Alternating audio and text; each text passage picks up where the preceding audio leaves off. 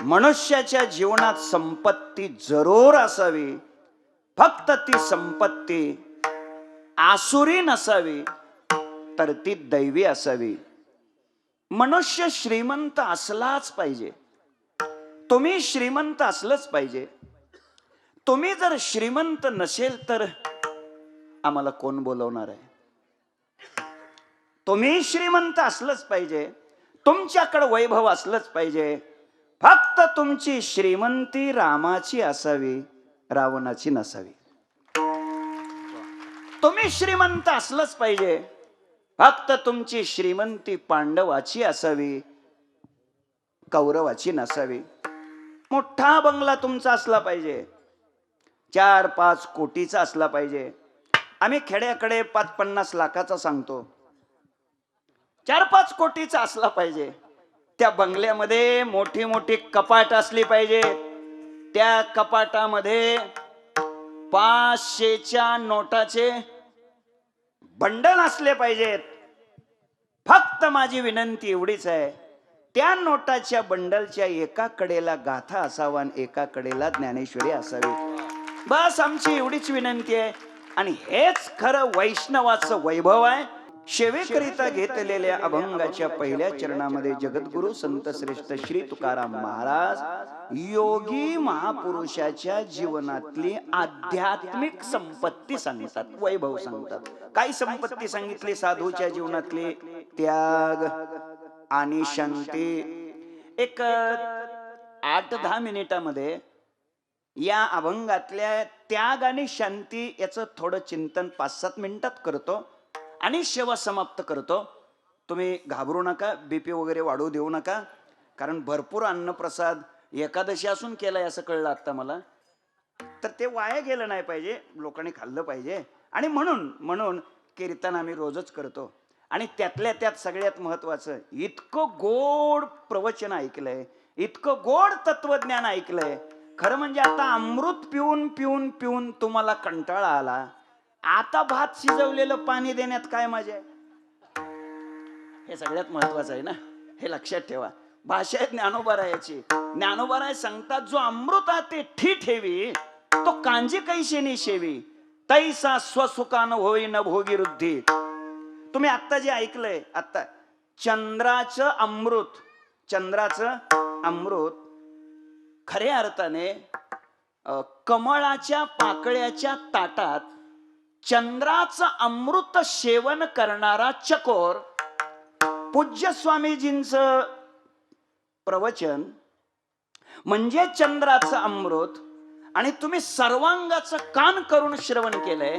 आता चंद्राचं अमृत सेवन करणारा चकोर वाळवंटातले खडे खाईल का? नाही खाणार. भाषा माझी नाही, ज्ञानोबारायाचीच आहे.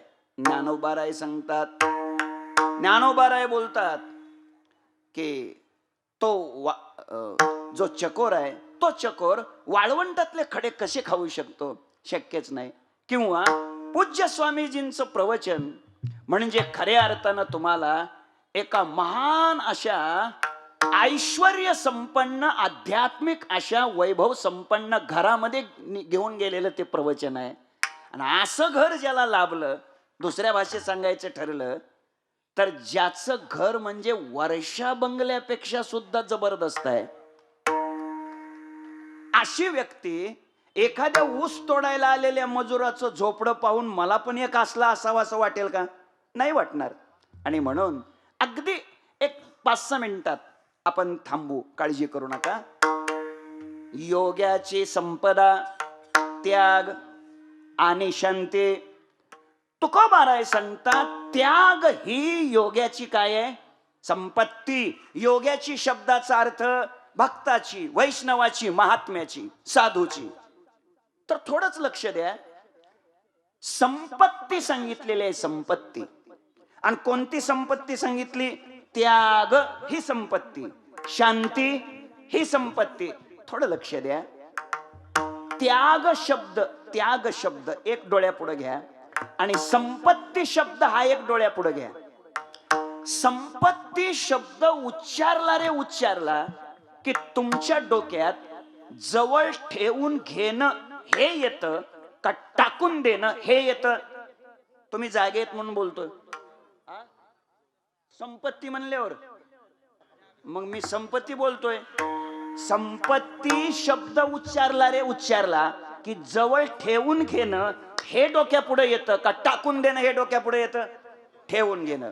संपत्ती शब्द उच्चारला रे उच्चारला की संग्रह संचय हे डोक्या पुढे येतं का फेकून देणं टाकून देणं हे डोक्या पुढे येतं? संचय संग्रह जवळ ठेवून घेणं म्हणजे संपत्ती शब्दातून हेच सिद्ध होतंय सर्वसाधारणपणे जे ठेवलं जातं स्वीकारलं जातं ठेवून घेतलं जातं संचय केला जातो त्याचं नाव संपत्ती. आता तुकोबाराय भक्ताची महात्म्याची योग्याची संपत्ती काय सांगतात? योग्याची संपदा त्याग. थोडा ताण द्यायचा डोक्याला. त्याग त्याग ही काय? संपत्ती. संपत्ती शब्द उच्चारला की ठेवून घेणं संचय करणं संग्रह करणं. आणि आता सांगा त्याग शब्द उच्चारला रे उच्चारला की तुमच्या डोळ्यापुढं ठेवून घेणं हे येतं का टाकून देणं हे येतं? त्याग शब्द उच्चारल्यावर टाकून देणं म्हणजे त्याग शब्द उच्चारला रे उच्चारला की टाकून देणं हे डोळ्यापुढे येतं. आणि तुकोबाराय टाकून देणं फेकून देणं अव्हेर करणं याला संपत्ती म्हणतात. संपत्ती म्हटलं की ठेवून घेणं आणि त्याग म्हटलं की टाकून देणं. मग टाकून देणं हा जर त्याग असेल तर त्याग संपत्ती होऊ शकतो का? त्याग ही संपत्ती होईल का? संपत्ती शब्द डोळ्यापुढे आला की संचय संग्रह यब्दी संग्रह हे येतो डोळ्यापुढे बरोबर आहे. आणि त्याग शब्द आला रे आला की फेकून देणं टाकून देणं हेच डोक्यापुढे येतं. मग त्याग ही संपत्ती होऊ शकते का? उत्तर आहे नाही. व्यवहारामध्ये त्याग ही संपत्ती होऊ शकत नाही. व्यवहारात ज्याच्याकडे काहीच नाही काहीच त्याच्या जवळ नाही सगळं फेकून दिलेलं आहे त्याला संपत्तीवान कोण म्हणेल का? नाही म्हणणार. पण व्यवहार वेगळा आहे आणि परमार्थ वेगळा आहे. भक्तीच्या क्षेत्रात परमार्थाच्या क्षेत्रात फेकून देणं टाकून देणं जवळ नसणं उपाधी रहित जीवन असणं हेच परमार्थातली संपत्ती आहे. हेच खऱ्या अर्थानं संपत्ती आहे. शिवानंद स्वामी महाराजांच्या या साधना भूमीमध्ये एवढा प्रचंड समुदाय इथे गोळा झाला. जवळ काहीच नाही हीच खरी संपत्ती. ही खरी संपत्ती आहे. आणि म्हणून टाकणं फेकणं याला त्याग म्हटलंय. मग ही त्याग ही संपत्ती कशी होऊ शकते? बस याचं उत्तर देतो आणि शेवट समाप्त करतो.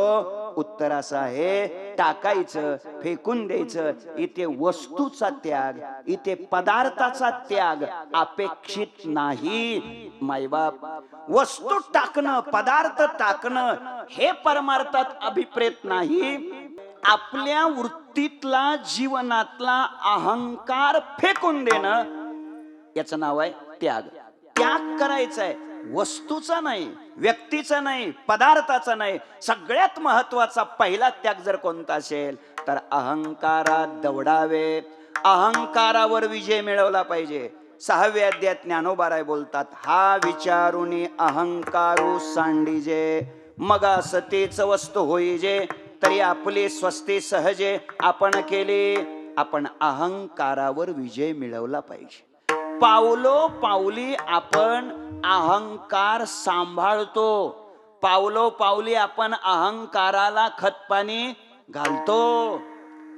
केवढा अहंकार असतो. आपण अहंकाराला कधी बाजूला जाऊ देत नाही. एखाद्या घरात तुम्ही बघा एखाद्या घरात बघा एखादा मनुष्य नेहमीच म्हणत असतो महाराज मी आहे म्हणून चाललंय. तो घरातला म्हातारा त्या घरातली म्हातारी म्हणत असते महाराज मी नका बोटाने प्रपंच केलाय. त्या घरातला तरुणा पोरगा म्हणत असतो महाराज हे सगळं पट्ट्यानं मी उभारलंय. तर त्या घरातली सून म्हणत असते महाराज असल्या घरात उग मी म्हणून टिकले. सर्वांचा मी काय करतो, आपण एकत्र गोळा करतो आणि मग त्याचं घर्षण होऊन स्फोट होतो, भांडण होतं. ते भांडण मिटवायला शेजारी बोलवला जातो. तो शेजारी म्हणतो येतो, भांडण मिटवतो, पण एका अटीवर. कोणत्या? तो म्हणतो मी सांगितलं तसं ऐकलं. त्याला म्हटलं बाबा या मीनं तर काढी लागली, तुझा मी कशाला आणतो अजून. पावलो पावली आम्ही मीला खतपाणी घालतो, मीला जगवतो. प्रत्येक क्षणाला नेहमीच असं म्हणत असतो आम्ही, मी आहे म्हणून हे चाललंय. तुम्हाला राग नाही ना येणार, म्हणजे नाराज नाही ना होणार तुम्ही? नक्की. मग बोलू का, खरं बोलू का? खरंच सांगतो, उगीच आम्हाला वाटतंय मी आहे म्हणून चाललंय. माझी विनंती आहे, नाराज होणार नसाल तर पुढचं वाक्य बोलतो. तुमच्यामुळं काहीच चाललेलं नाही. काय म्हणणं आहे तुमचं? आणि तुम्हाला खोटं वाटलं तर तुम्ही करून बघा. लक्षात ठेवा, उगा वाटतं आम्हाला माझ्यामुळं चाललंय, मी करतो. रामकृष्ण ही आले गेले त्याहुनी जग का ओसची पडिले, जन पळभर म्हणतील हाय हाय, मी जाता राहील काय. आजच्या चिंतनातून मी मी हा जो मी आहे ना, त्याला बाजूला काढा. त्याचा त्याग करा.